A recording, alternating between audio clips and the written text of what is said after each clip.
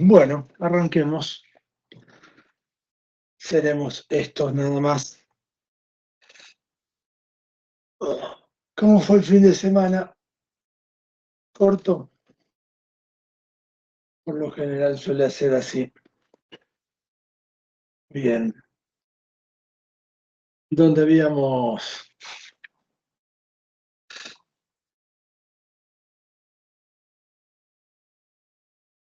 quedado el viernes pasado, el concepto de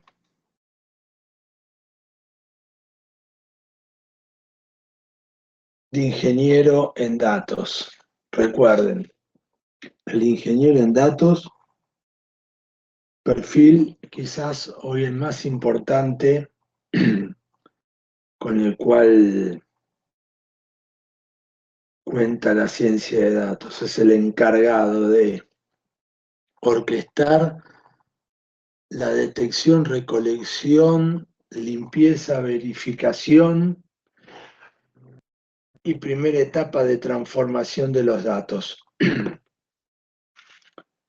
¿Por qué decimos que es tan importante? Además de la lista extensa que tenemos, que acabamos de decir, es porque hoy el avance de las herramientas de ciencia de datos llevan al científico de datos meramente a hacer algunas modificaciones en los datos y a probar algoritmos.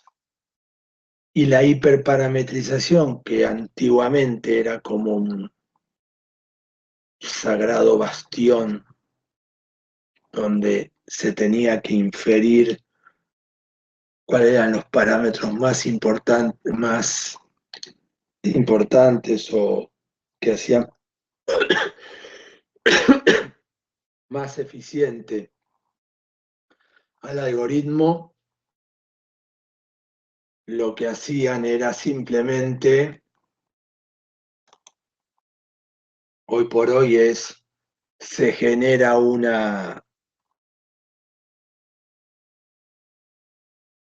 modelo de un grid search con rangos de parámetro y se empiezan a probar todas las combinaciones hasta que se encuentra el mejor. Con lo cual, volvemos a lo mismo. La parte más importante del científico de datos, hoy por hoy también es parte de lo que sería el trabajo del ingeniero en datos, es la transformación de los mismos. Entonces, ahí tenemos una nueva cuestión en donde nos enfocamos simplemente en los datos. Hoy por hoy el manejo de los datos, conseguirlos, verificarlos, limpiarlos, es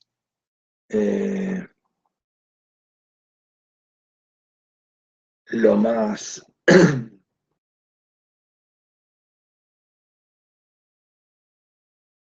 importante, ¿no? Bueno, por eso hacemos hincapié. Pero también sirve para el trabajo de base de datos tradicional, ¿no? No es que solamente sirve para trabajar con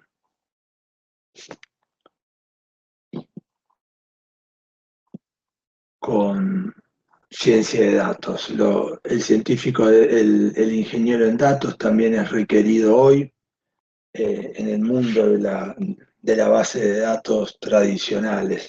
Hacer todos los pipelines para extraer información de los distintos orígenes de datos, normalizarlo y ponerlo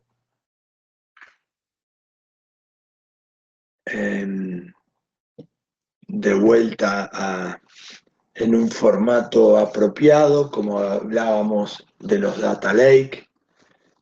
central, ya no, ni siquiera tiene que ver con la ciencia de datos, es con el manejo de datos. Por otro lado, el grado de especialización que se tiene que tener para manejar lo que son las nubes híbridas, ¿no? Una nube híbrida hoy por hoy es un concepto quizás el más eh,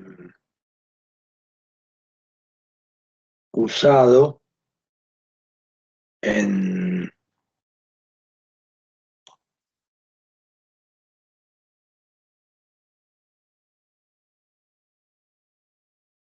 en las empresas, ¿no? Las empresas hoy por hoy lo que hacen eh,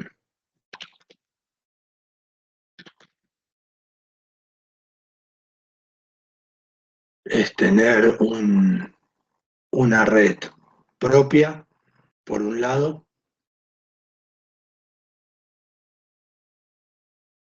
intranet, que tiene la estructura de virtualización, y tienen una red contratada en algún proveedor. Esas dos las conectan y eso es lo que se denomina una red híbrida, una parte pública, una parte de un proveedor, no es pública, es todo privado, pero una parte de un proveedor de cloud y el otro el interno. Esa combinación hace que uno tenga que mover archivos a través de la intranet, tenga que hacer validaciones y los costos pueden dispararse o pueden reducirse. Un trabajo que un tesista de maestría hizo, que fue resultado de su trabajo en una compañía multinacional, redujo el costo de, del cloud mensualmente para la compañía a nivel global era de $90.000. Su trabajo fue evaluar esto, a ver si lo podía optimizar, y lo redujo a $25.000, haciendo exactamente el mismo trabajo, sin, sin tener que cambiar lo que hacen las personas en la empresa. Bueno, eso tiene un costo, como verán, que era como $65.000 por mes menos, un gran logro. Pero bueno, esos son desafíos que tiene, a los cuales se enfrenta un ingeniero en datos. Él lo único que modificó fue a nivel básico cómo se estaba almacenando y cómo se estaba moviendo la información. Lo que le queda ahora como segunda etapa, que eso es más difícil porque tiene que lidiar con las personas, es si realmente todo el trabajo que están haciendo tiene algún sentido. Y si lo tiene, si no se pudiera agrupar. Entonces, toda esa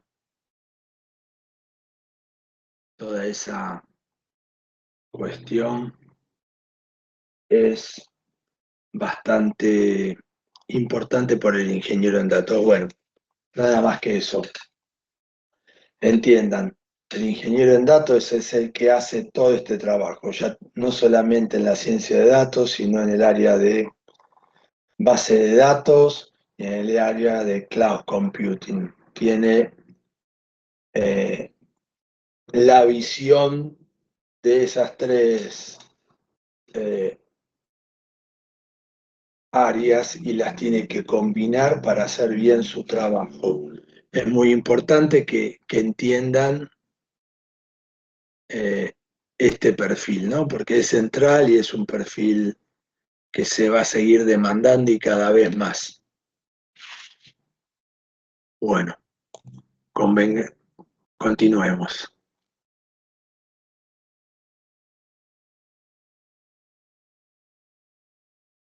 Vamos a ver un poco, como siempre, de nuestro bendito SQL, donde quedamos. Comparto la pantalla.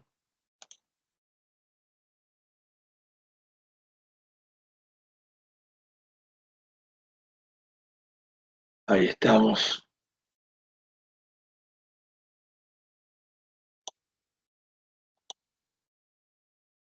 ¿Dónde habíamos quedado con el SQL? Habíamos llegado hasta los alias. Arrancamos con el join. El join, para los que los conocen, ya sabrán de qué se trata y quizás la parte que cuesta un poco más al principio entender. Cuando lo entendemos, deja de tener secreto el SQL y el join es una especificación o una medida, para ser más preciso, de lo importante que es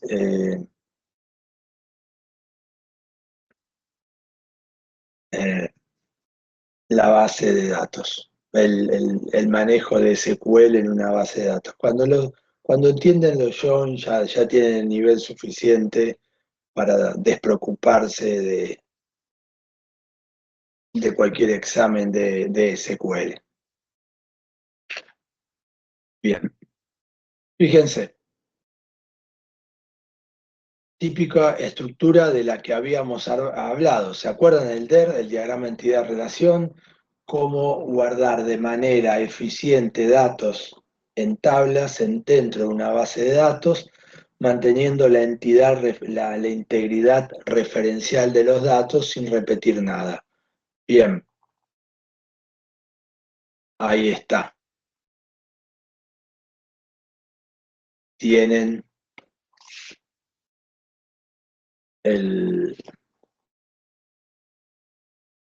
una tabla orders.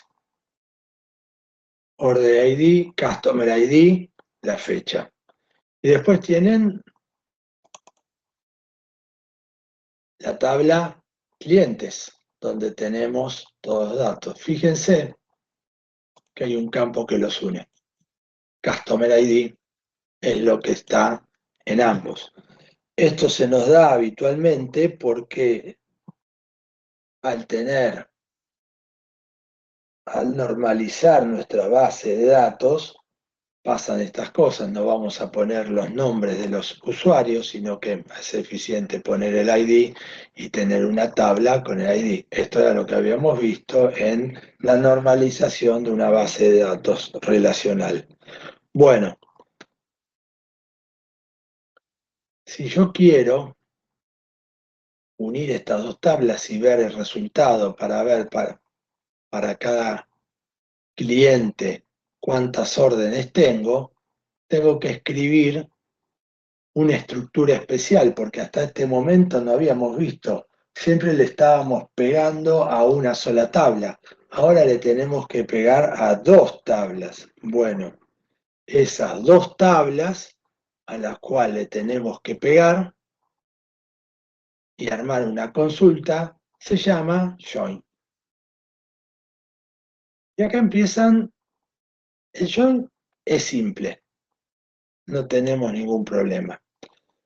En el from va a ir el nombre de una tabla y luego de join va a ir el nombre de la otra tabla. Acá lo tenemos. Esta parte no tiene ningún secreto.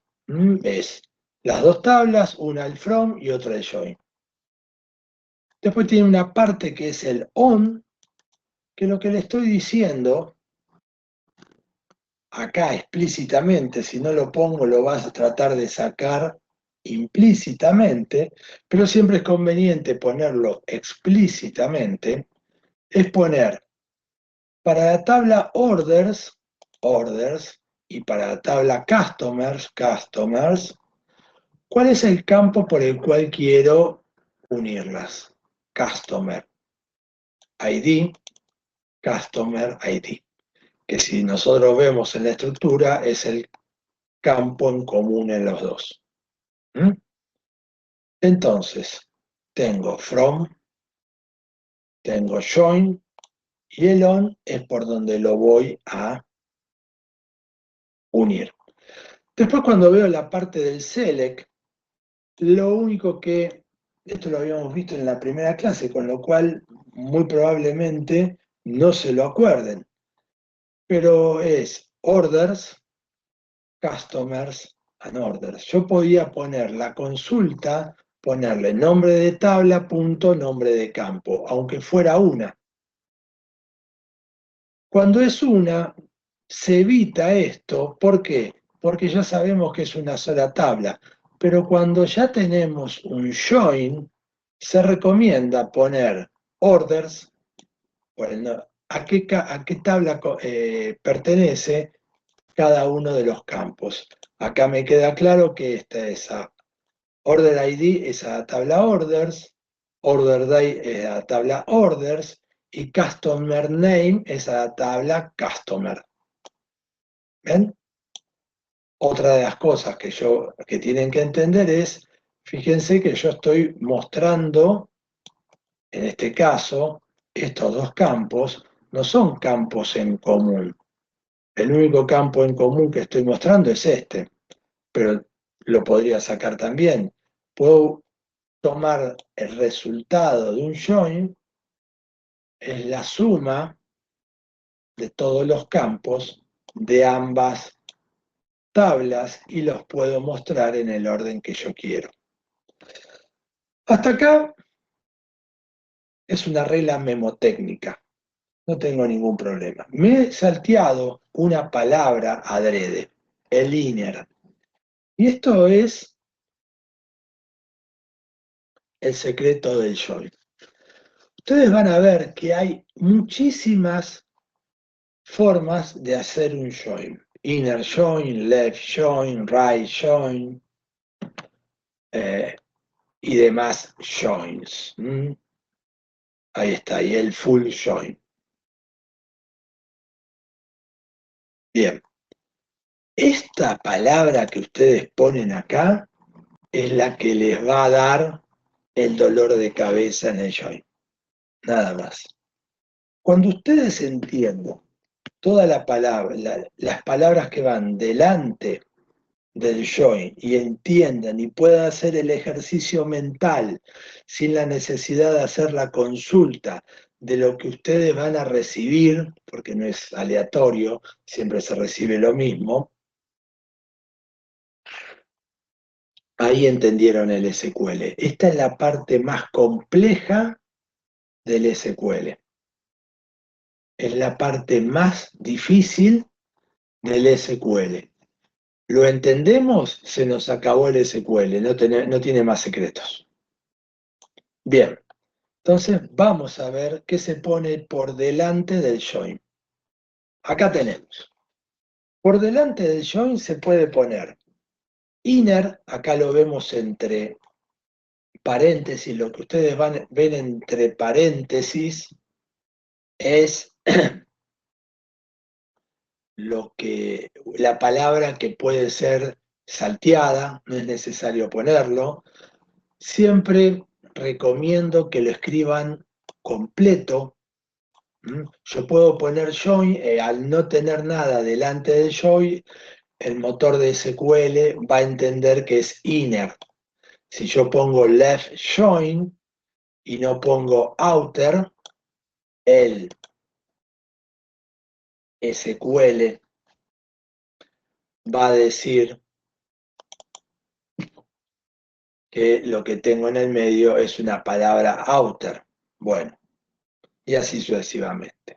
La recomendación, escriban inner join, left outer join, right outer join y full outer join. Y el resultado de aplicar el join es, ¿ven lo que yo les decía en la clase anterior, si mal no recuerdo? Que esto es teoría de conjuntos. Lo que se representan con conjuntos. Cuando digo inner join, el resultado que me va a traer es solamente los que se encuentran, los que se encuentran en la tabla 1 y en la tabla 2, o sea, la intersección. ¿Estamos? Entonces, tabla 1 y tabla 2, los que están en ambas tablas, es inner join.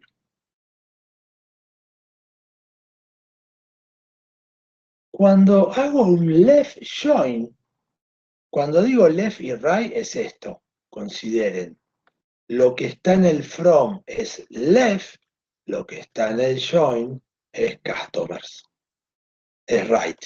¿Mm? Left y right.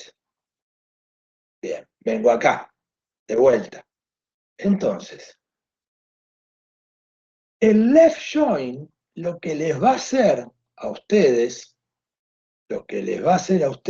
es trabajar.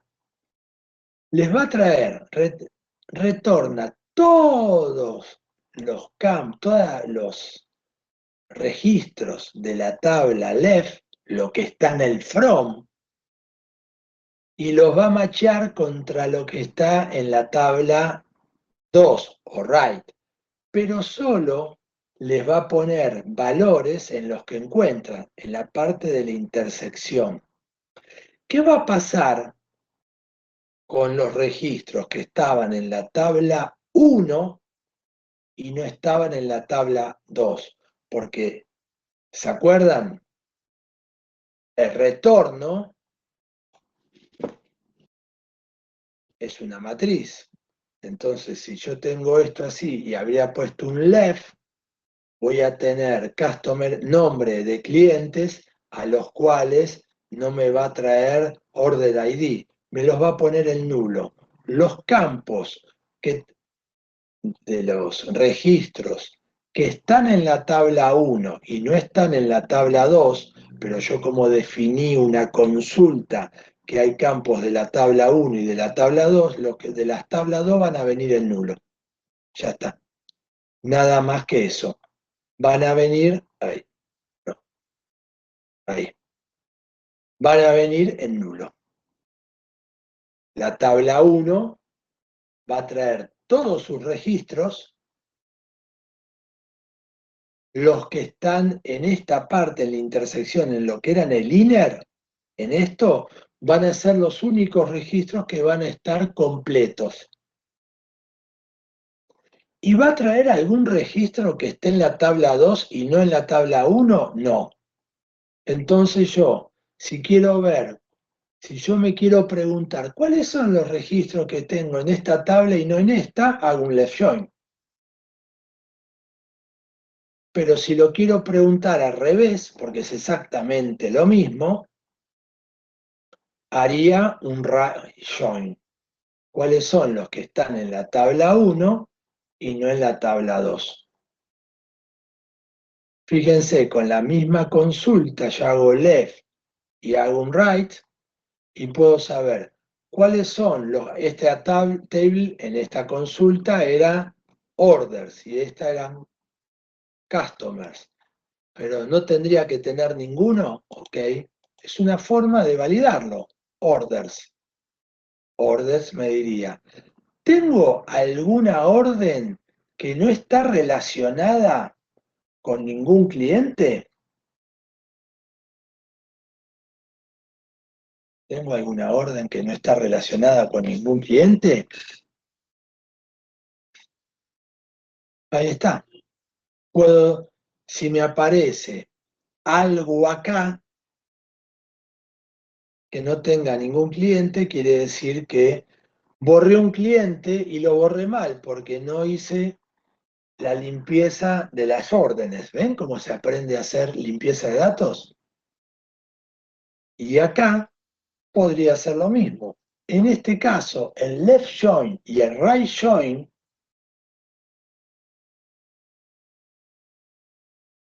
y el inner join, si les preguntaría cuál se tendrían que parecer si la base de datos es consistente, es el inner join y el left join tendrían que ser iguales.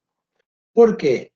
Porque yo no podría tener, si tuve la integridad referencial y manejé una buena formalización en los datos, no podría tener ninguna orden que no esté asociada a un cliente existente. Por eso digo que el inner es igual que el left. Lo que no quiere decir, al revés, puedo tener clientes que no hayan hecho pedidos todavía, con lo cual acá podría tener nombre de clientes con null en la orden en el número de pedido y en la descripción, en la fecha de pedido. ¿Ven? ¿Entendieron cómo se maneja el inner, el left y el join? Y el full es la combinación del left y el right, todo con todo. ¿Para qué sirve? Muchas veces, si yo tengo que ver si tengo rota alguna de las tablas, en vez de hacer primero una consulta left y una consulta right, hago un full join, y eso lo que va a hacer es, si en el Customer ID, en el nombre de cliente, está nulo, quiere decir que tengo órdenes que no tienen cliente. Y si en la fecha de la orden está en nulo, quiero decir que tengo clientes que no han hecho órdenes. Bueno, todo esto es el secreto del join. Lo que tienen que entender es estos tres. El full es la combinación del left y del right.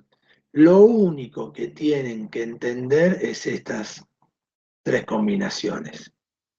El inner es el más utilizado y lo que hace es en ambos.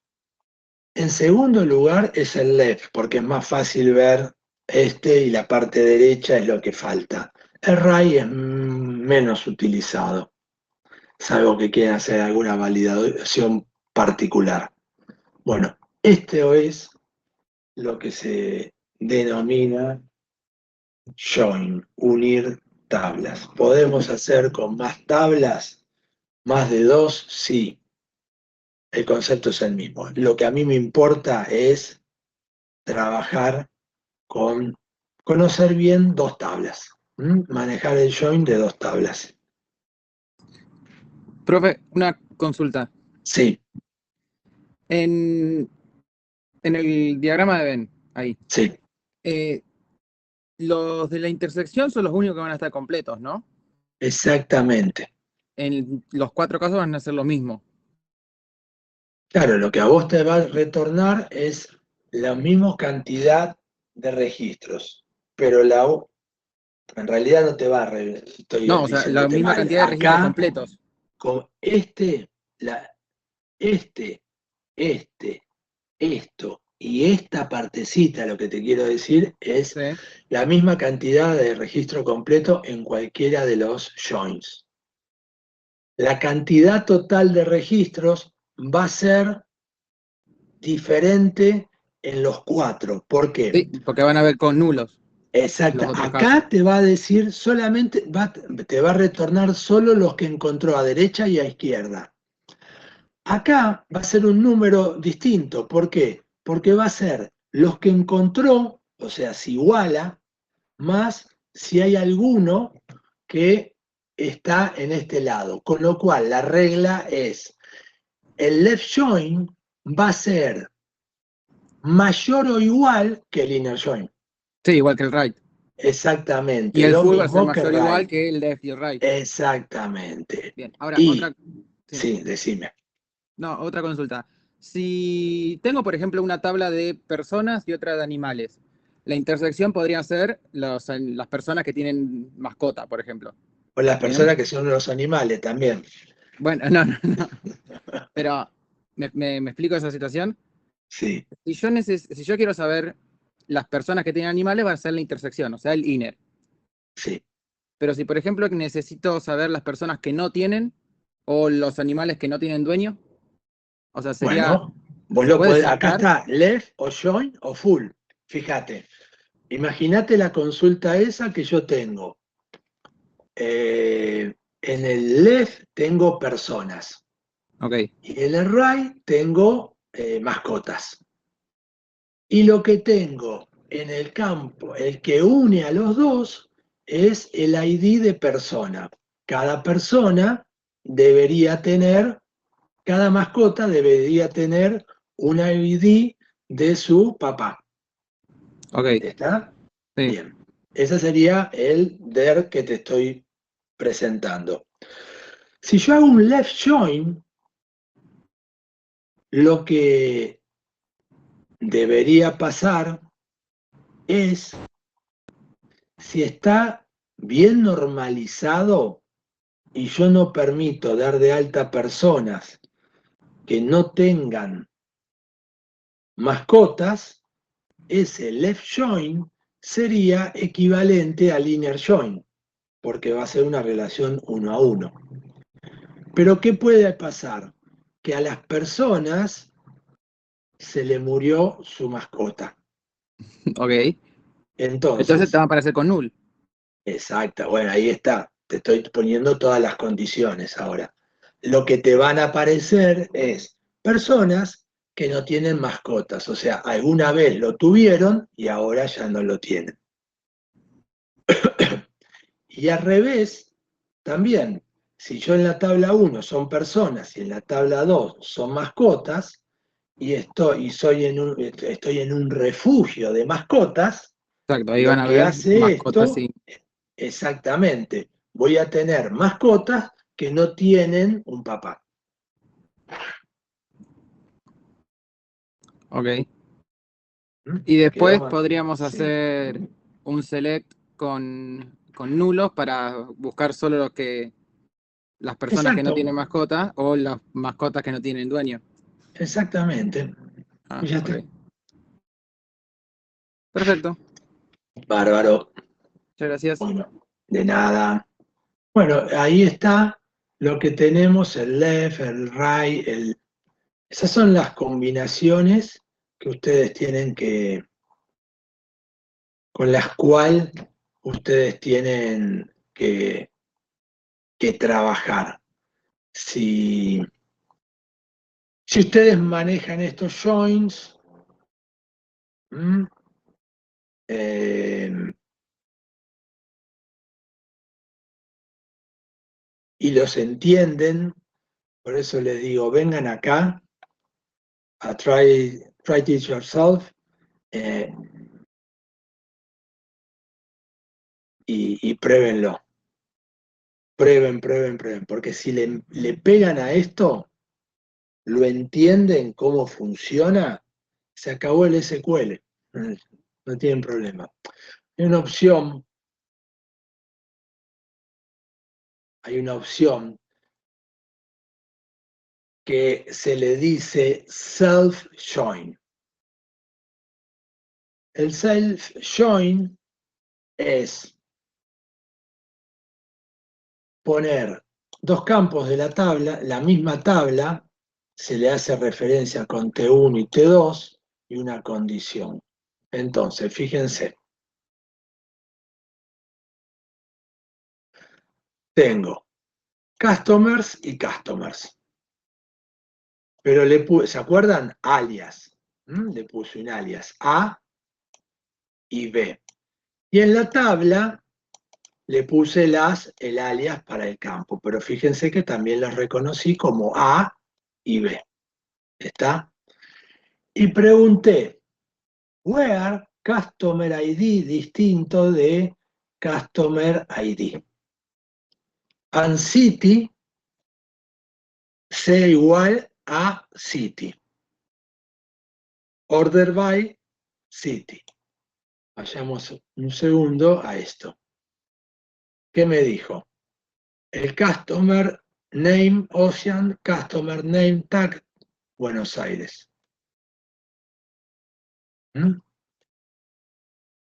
¿Es tirado de los pelos? Sí. Esto no es algo normal que lo vayan a hacer. Acá lo que quisieran ver es que no tienen dos clientes que están con mismos datos, parte de los mismos datos o algo por el estilo. No pierda mucho tiempo porque son condiciones mucho más particulares, por eso es el safe join, cuando vimos si estaba en la gráfica, estaba el inner, el left, el right y el full. Esas son operaciones para hacer dentro de una misma tabla que no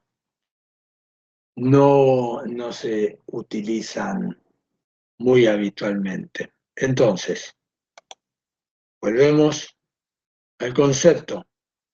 Esto es el secreto de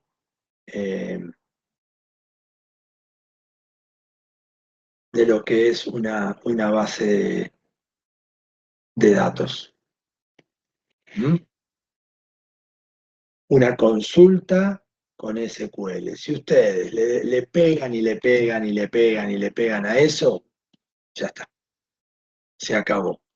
Lo que nos queda después son los union, los group by, having, son cuestiones muy simples. Esto es la complejidad. Eso es la complejidad de la base de datos. ¿Mm?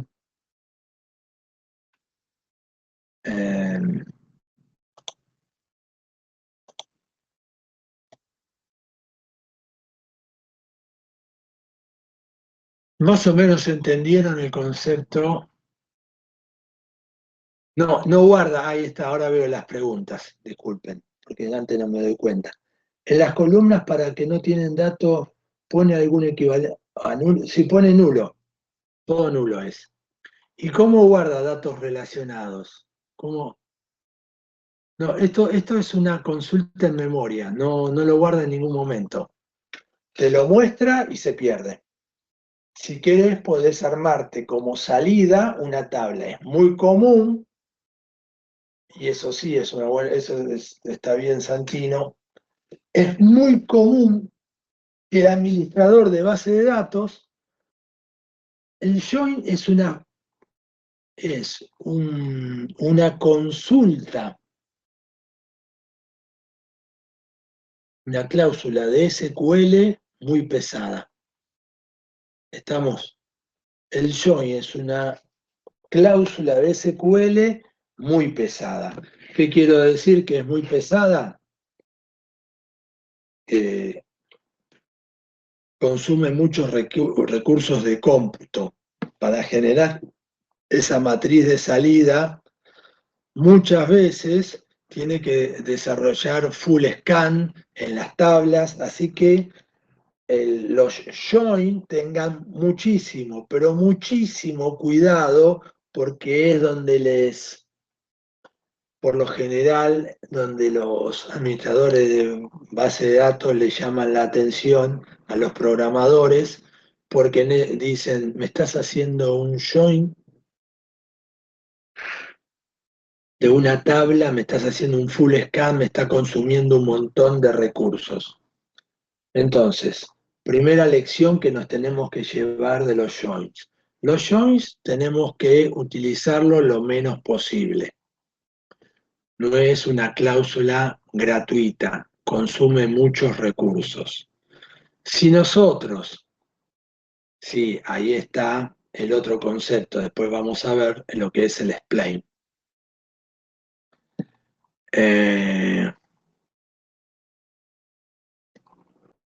Sí, el join,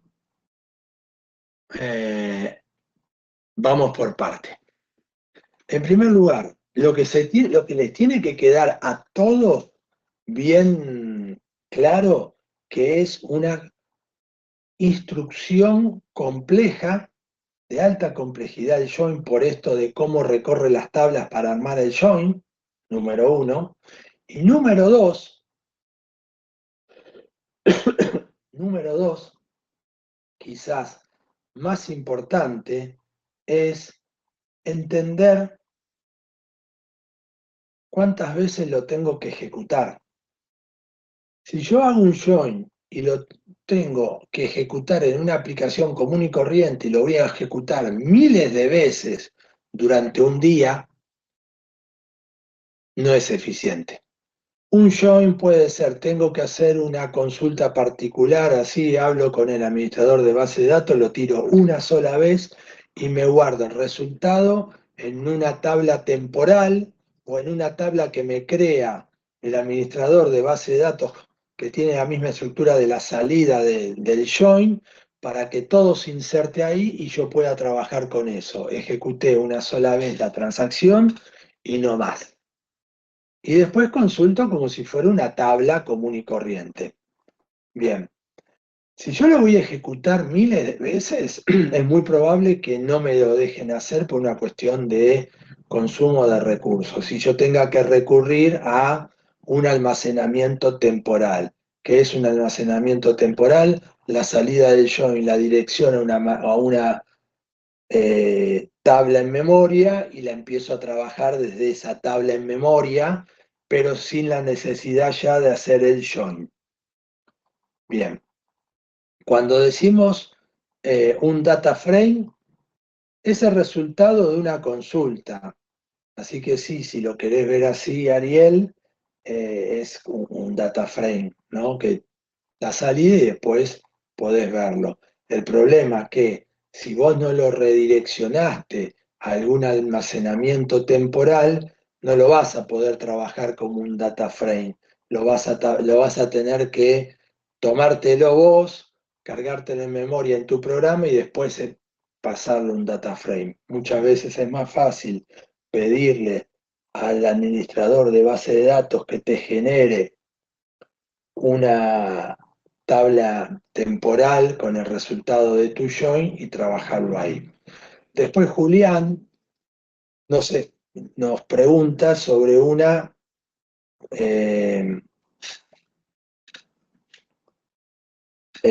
cláusula explain. ¿Qué es la cláusula explain en los motores de base de datos? Está embebido en el SQL también, o sea, no es del SQL, pero ustedes pueden hacerlo, lo que les va a explicar cómo se hizo esa consulta en la base de datos. ¿Mm?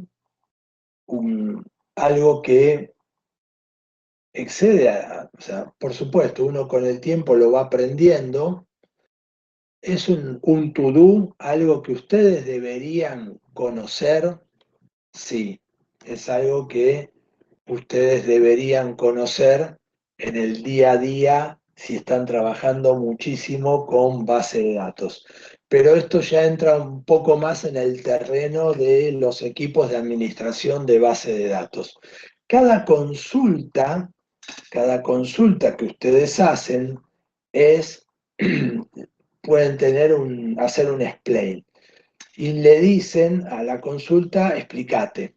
No, no obtienen el resultado, sino que les devuelve el plan que tuvo que hacer el motor de base de datos para ejecutar esa consulta.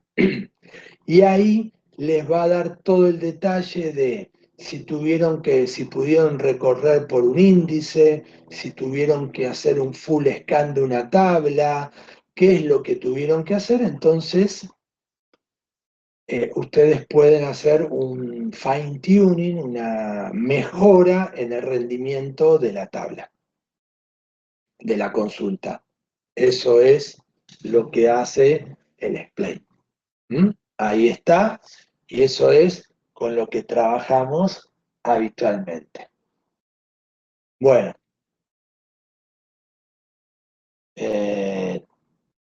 por un lado, no mucho más que eso.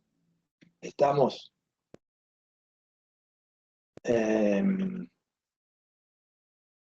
tenemos el explain es en sí nada más mirar cómo se hizo una consulta y esa consulta en función de el plan, porque hay algo que se llama plan de consulta, cómo fue, yo puedo decir, bueno, le esfuerzo que lo recorra por este índice, porque no lo está encontrando en el plan. Entonces, mejoro el tiempo de acceso. Eso sería lo que tendríamos, con lo que tendríamos que trabajar. Le vuelvo a compartir la pantalla porque así termino de explicarle esto del explain. ¿Ven ustedes acá que dice Store Procedures? ¿Qué es un Store Procedure? Un procedimiento almacenado, que tiene que ver con el explain, el procedimiento almacenado. Bueno, tiene que ver lo siguiente. Un Store Procedure es la consulta, ¿ves que acá dice la cláusula de SQL? Pero se almacena, ya se arma, y se almacena dentro ¿de dónde? De la base de datos. ¿Estamos? El Store Procedure se almacena dentro de la base de datos. Esta estructura que ustedes ven acá es la estructura de cómo le indican al motor de SQL de que van a crear un Store Procedure y ese Store Procedure tiene que quedar en un área particular de lo que es el motor de base de datos. El Go quiere decir ejecutate directamente y devolver resultado. ¿Cómo se va a invocar desde la interfaz de la base de datos, de la interfaz de consulta que ustedes tienen de SQL o de manera programática? Por lo general se le va a poner la palabra exec, de execute, y el nombre del store procedure con un punto y coma. Esto, al igual que es como un método, es más, no es como es un prosidio, es un método de programación. Yo le puedo pasar el nombre de un procedimiento sin parámetros, o acá puedo poner parámetros y que se los pasa a la cláusula de SQL. Después lo vamos a ver más en detalle. Pero tiene un sentido lo que yo les estoy explicando en este momento con el explain. Así es como se ejecuta. Listo. Un ejemplo que verían es, ¿ven? Select asterisco from customers. Execute customers. Ya está. ¿Ven? Escribieron y ya a partir de acá no tienen que escribir select asterisco. Ponen un nombre y ya está. Pero fíjense, yo puedo crear un parámetro para pasarle, porque esto poco sentido tiene, es muy rígido. Entonces yo le puedo decir al SQL, cuando creo el Store Procedure, le digo, esto es una nomenclatura específica para saber que es una variable en SQL, el arroba,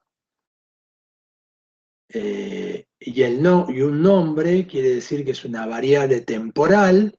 En este caso le estoy diciendo que es un varchar de longitud 30. Cuando digo varchar, nvarchar es varchar de 30 como máximo. Lo que hace, fíjense, se lo voy a pasar como parámetro y esto después lo voy a usar en la cláusula where. No tiene ningún secreto esto. Entonces, cuando lo ejecute, ahora voy a poner @city igual London y me va a dar el resultado.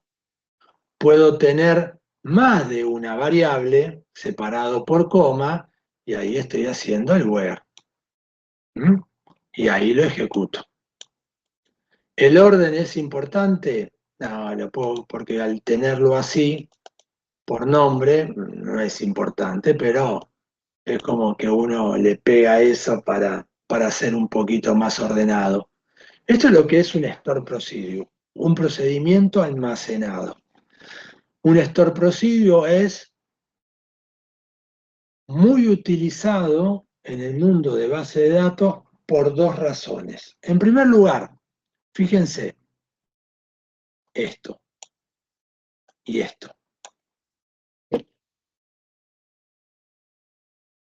Yo puedo, como administrador de base de datos, generar un conjunto de store procedures y dárselo a usuarios que no tienen conocimiento de SQL y solamente le doy un instructivo donde dice, para ejecutar, ¿querés consultar los clientes que tenés en Londres? Bueno, ponés la palabra clave exec, el nombre select customers y escribís esto con lo que vos quieras, Londres. Después ponés Buenos Aires, Quito, Pekín, no importa. Ahí está. ¿Estamos? Ahí lo tenemos.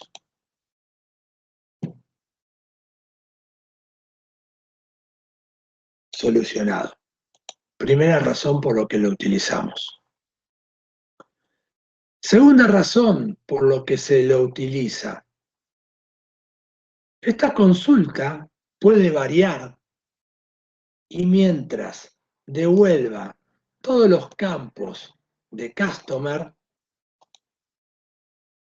yo puedo hacer cambiar el nombre de la tabla, puedo cambiar el orden en que aparezcan los campos, y yo acá no me modifica nada.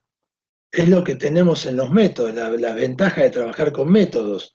Me lo pueden mejorar, me lo pueden cambiar mientras me respeten la interfaz, ¿no? Cómo yo le estoy mandando la información y cómo la voy a recibir, lo de adentro no me importa.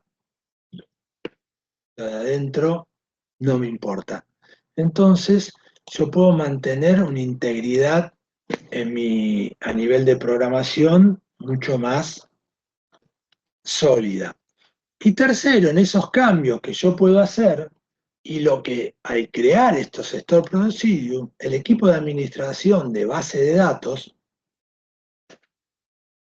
puede ejecutar uno a uno y hacer el explain, y asegurarse de hacer explain y hacer cambios acá adentro para que cada consulta sea hiper eficiente. ¿Estamos? Cada consulta puede ser hiper eficiente porque ellos le van haciendo los cambios, van generando nuevos índices que yo no necesito enterarme y la consulta anda siempre bien. Es por eso que le decía, el explain con los store procedures están muy relacionados, porque es una tarea propia del equipo de base de datos. Cuando no tiene los motores cachero automáticos, sí, lo tiene. Tiene Mariano, maneja caché, pero el caché aleatoriamente no les gusta a los administradores de base de datos. Un buen administrador de base de datos va viendo esto y lo va mejorando para que no se le consuman los recursos. ¿Mm? Porque si vos lo dejás a libre albedrío del motor de base de datos, no siempre es lo mejor. No porque no lo haga bien el motor de base de datos, que sí lo hace bien. El problema es que muchas consultas no optimizadas te pueden generar mucho caché que tenga que mantener y te tira abajo la performance de todo el equipo. Entonces hay que tener un poco de cuidado en eso. Mariano. Siempre hay que estar muy atento. Bueno, hasta acá, ¿alguna pregunta, chicos?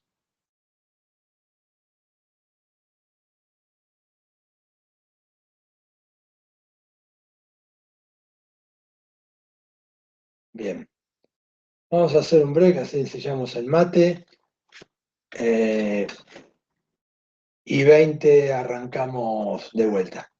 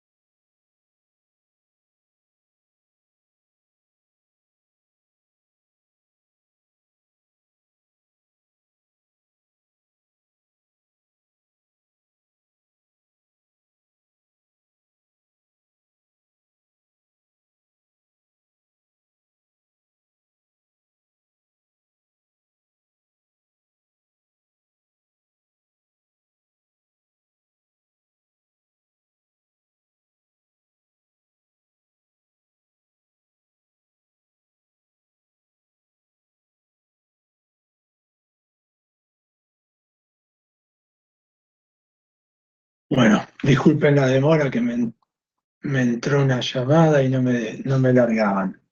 Bueno, volvamos al ruedo. Comparto mi pantalla.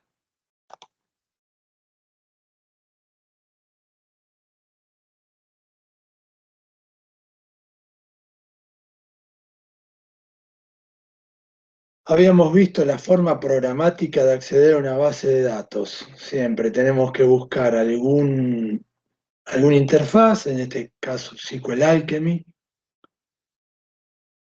Hago la conexión. Este SQL Alchemy habíamos visto que era una clase particular de un motor de base de datos, pero es el con el cual podemos trabajar habitualmente sin mayor inconveniente. Crear una tabla, acceder, tenía una interfaz gráfica. El DB Browser era con el que trabajábamos. Acá fíjense que refrescando esto era simplemente tomar una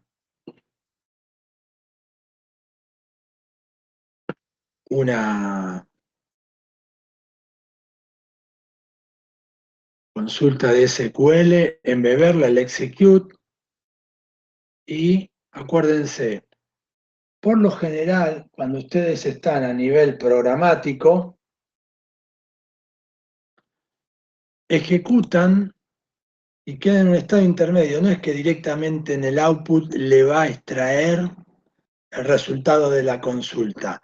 Le trae el puntero al resultado de la consulta y después tienen que invocar un método, en este caso fetch all, me va a traer todos los datos de un solo saque y acá está el resultado.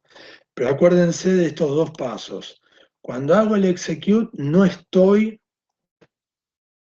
trayendo los datos, sino que después los tengo que traer. Bien. Acá, cuando tenía una consulta con parámetros, ahí está, un par de formas de hacerlo. Puedo acá el estilo de que machee con inglés para que no sea, si dice cualquier palabra en el medio, adelante o atrás, que no sea English, además English, ahí está. Bueno, ahí tenemos lo que habíamos visto la otra vez de una consulta tradicional. Bien. Lo que me importaba era esto. Vamos a empezar, y esto volvemos a trabajar con el concepto de científico, no de científico de datos, sino de ingeniero en datos. PyArrow, van a ver que hay muchos formatos de archivo que son pasos intermedios entre la base de datos tradicional con la cual ustedes van a trabajar, el Pandas que habían dicho, el data frame de Pandas, y hay mejoras en el modelado de los datos, en el trabajo con el cual pueden acceder a los datos. Entonces, acá, bueno, todo esto que dice los import, acá genera una tabla con 5 columnas, con estos nombres de columnas, con 100.000, hago el set y genero una tabla con eso. Y lo grabo. Bárbaro. Después lo leo y tengo un dataset leído. hago lo mismo, pero con esta estructura de pie arrow. El arrow es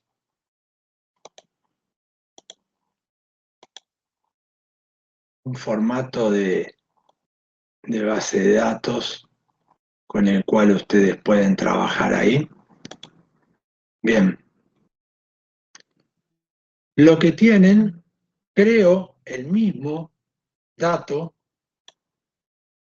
grabo y leo con un pandas tradicional y con un arrow. Bien, ¿qué es lo que conseguí? Acá me generé un dataset con los valores.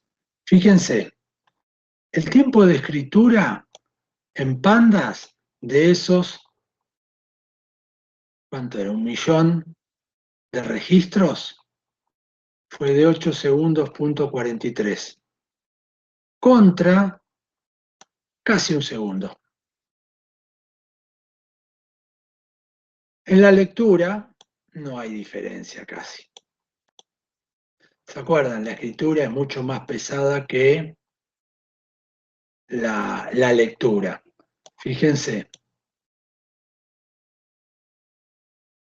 mismos datos, misma interfaz, nada más decidí, en vez de trabajar con pandas, trabajar con otro formato de archivo, con el cual yo puedo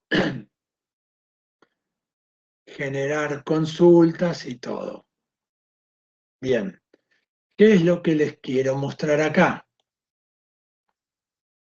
Pandas lo que tiene es una gran comodidad. ¿Qué es una gran comodidad? Está todo totalmente integrado. Entonces yo levanto una sola librería Pandas y ahí adentro puedo manejarme con el dataset que haya levantado casi al estilo de una planilla de Excel. No tengo mayores inconvenientes para trabajar con eso. Trabajo de manera muy, muy simple. Por otro lado, cuando yo tengo que trabajar con muchos datos, el uso y explorar otro tipo de conjunto de datos de forma de almacenamiento puede ser la diferencia entre uno y otro. Así que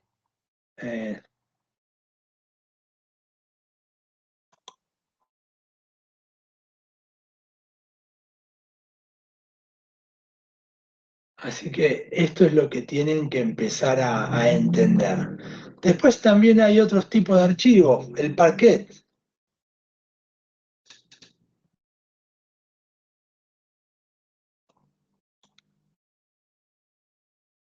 ¿Qué es un archivo del tipo Parquet?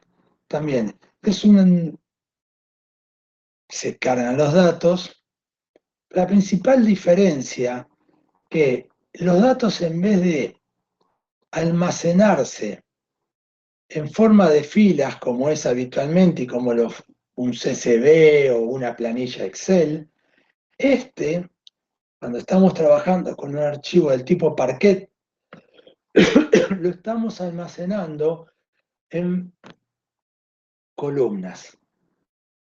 La forma principal de almacenamiento es en columnas. Y cuando trabajo en columnas, tiene una gran ventaja para mí. ¿Por qué? Porque si yo tengo que consultar habitualmente sobre esta tabla, sobre subconjuntos de esas columnas, es mucho más eficiente. También tiene una forma de compresión que lo hace en tiempo real y además tiene varios tipos de compresión según lo que mayoritariamente el tipo de datos que tenga la tabla. Entonces me reduce el tamaño de almacenamiento, el tamaño de transferencia en red y el bajado y subida de la memoria. Es autodescriptivo y esto es muy importante porque vamos a ver muchos archivos que son autodescriptivos. ¿Qué quiere decir que son autodescriptivos? Que en el encabezado de los datos está toda la información que yo necesito.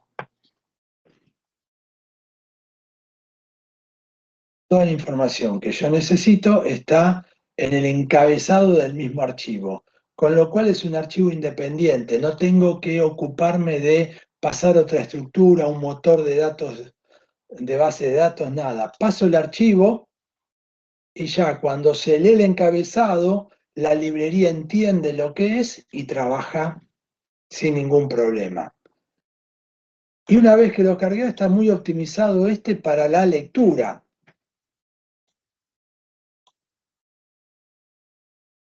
Para la escritura.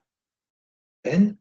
Como cada formato de archivos tiene algo en particular, bueno, tipo de datos complejo, lo puedo acceder desde cualquier lenguaje de programación. Trabajo con paginación y segmentos. ¿Qué quiere decir? Es muy bueno esto. Trabaja con las características propias de una base de datos, pero las mejora porque es a nivel de un archivo. ¿Cuál es uno de los problemas para que segmentación y paginación? Enfoquémonos en el concepto de paginación, que es muy interesante. Si yo estoy trabajando con la librería Pandas y tengo 10 millones de registros, Pandas por defecto va a tener que levantar los 10 millones de registros en memoria y después empezar a trabajar. Pero si el formato de archivo trabajaría con una base de datos, con un motor de base de datos, yo puedo ir pidiéndole segmentos, dame, o sea, páginas, sube y baja de memoria y me va dando los pedazos de archivo que yo necesito. Bueno, el Parquet hace eso también. Y a nivel individual de archivo es muy interesante, porque no tengo la limitante de que el registro que me tiene que entrar en memoria de antemano. Bueno, meta más datos ricos, es más eficiente en el uso del disco, tiene una mejor, bueno, un montón de cosas más, pero lo principal es, como es en columnas, es comprimido y además es más eficiente para las lecturas. Estos son los archivos del tipo Parquet que todos tenemos que ir entendiendo. Estas son las decisiones que vamos a ir tomando a medida que trabajamos con las bases de datos. Bueno, y acá empiezan las combinaciones. Saco de una base de datos, me lo guardo en un archivo Parquet, trabajo todo lo que quiero hacer en un archivo Parquet o PyArrows, según la conveniencia, lo que tenga que hacer, lo genero y lo cargo de vuelta en la base de datos con la actualización. Son cosas que se hacen habitualmente. Muchos procesos de analítica extraen los datos de la tabla periódicamente y se van generando archivos para que las gráficas sean tomadas sobre eso y no me consuma recursos del motor de base de datos, cuando no es obligatoriamente algo que tiene que ser en real time. Entonces, el concepto que se deben llevar hoy es, deben entender que hay distintos tipos de archivos que sirven y fueron pensados para distintas tareas, acciones. Hay archivos que son específicamente para file system distribuidos, para trabajar con verdaderamente grandes archivos distribuidos. Bueno, uno tiene que dedicarle el tiempo a entender no solamente si el dato es correcto o no correcto, sino qué tipo de dato tiene y el volumen que tiene que manejar. Es la ecuación que tiene que tener. Calidad de datos, volumen de datos, tipo de datos. Eso me va a dar la complejidad de datos con la cual yo me tengo que manejar y ahí voy a poder decidir qué herramienta es la más apropiada para trabajar, herramienta o herramientas. ¿Mm? Otro ejemplo que les doy es el Parquet y el PyArrow tienen el encabezado, pero está comprimido y no se lo entiende. Pero acá hay otra extensión de archivos que son los archivos .las. Los archivos .las es la extensión de log ASCII estándar, por eso es las. Es un archivo estándar donde dice, bueno, tiene un comentario, después esto es información para el archivo, el MUFLO, entre esos rangos, ven, versión info, versión information block, donde empieza y termina, la información, ahí le está diciendo de qué versión, cuándo fue creado, Esto es un archivo petrolero, es muy utilizado en sísmica. Lo que tienen acá es la profundidad, el delta, la resistencia que encontraron, el gamma ray. En acá se los explica cada uno de los campos que va a tener la curva de resistencia, bueno. Estos datos, y acá lo que dice cada cuánto, ven que lo están haciendo cada 1 metro y van variando, bueno, esto es lo que se enuncia, lo que el archivo como salida de un equipo que hizo un estudio a campo. Te da toda la información del archivo. Esta es la compañía llamaba Kramer Oil en Wyoming. Esto es no convencional. Pero al margen de que entiendan o no entiendan el archivo, que no es el objetivo de mostrarles eso, lo que les quiero decir es que es muy común que tanto en la ciencia de datos como en otras áreas se utilicen archivos separados con un encabezado particular donde ustedes van a ver para qué sirve esto, donde da una descripción y abajo en un momento empiezan los datos en sí. No es que empiezan directamente como estamos habituados con los nombres de columnas, no. Viene todo un detalle y después viene el dato en sí. Y eso es lo que hace que esto medianamente funcione bien. Bueno.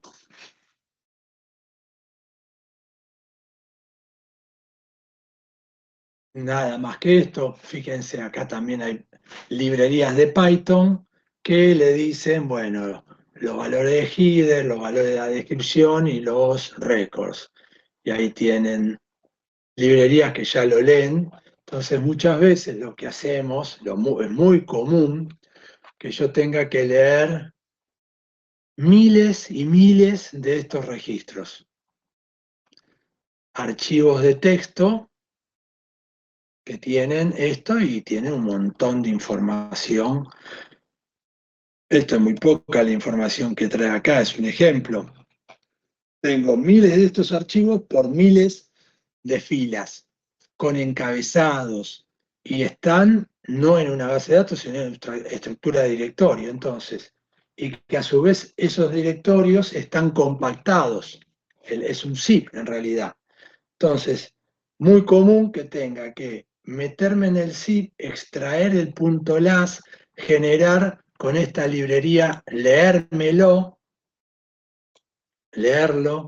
generar un archivo del tipo Parquet, ahí decido yo como quiero, donde tengo mi encabezado